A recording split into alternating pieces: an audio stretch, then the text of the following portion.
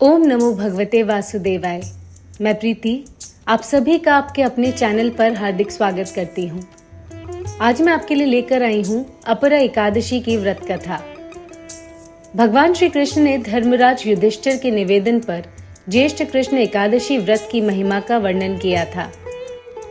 उन्होंने बताया कि इस एकादशी को अपरा एकादशी या अचला एकादशी के नाम से जाना जाता है। जो व्यक्ति श्रद्धा से इस व्रत का पालन करता है वो ब्रह्म हत्या जैसे महापापों और प्रेत योनि से मुक्त हो जाता है। साथ ही उसे भगवान विष्णु की कृपा से मोक्ष की प्राप्ति होती है।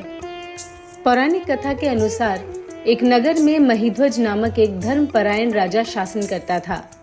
उसका छोटा भाई वज्रध्वज एक पापी, क्रूर और अधर्मी व्यक्ति था जिसे अपने बड़े भाई से गहरी ईर्ष्या थी। वज्रध्वज सदैव महिध्वज के प्रति द्वेष भाव रखता था।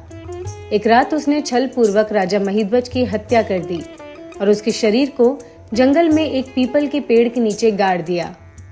अकाल मृत्यु के कारण राजा महिध्वज प्रेत योनि में चला गया और उसी पीपल के पेड़ पर वास करने लगा।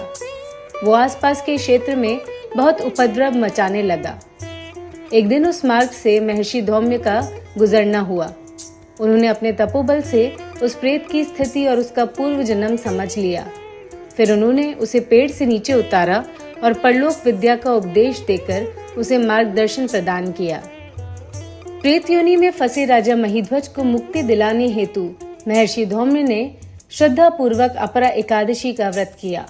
उन्होंने विधि पूर्वक व्रत का पालन करते हुए भगवान विष्णु की पूजा अर्चना की और प्रार्थना की कि इस व्रत का संपूर्ण पुण्य राजा महिध्वज को प्राप्त हो। भगवान विष्णु उनकी भक्ति और प्रार्थना से प्रसन्न हुए और व्रत का पुण्य महिध्वज को प्रदान कर दिया। इसके प्रभाव से महिध्वज प्रेत योनि से मुक्त हो गया और उसे एक दिव्य शरीर प्राप्त हुआ और वो स्वर्गलोक को प्राप्त हुआ। तो ये थी अपरा एकादशी की व्रत कथा।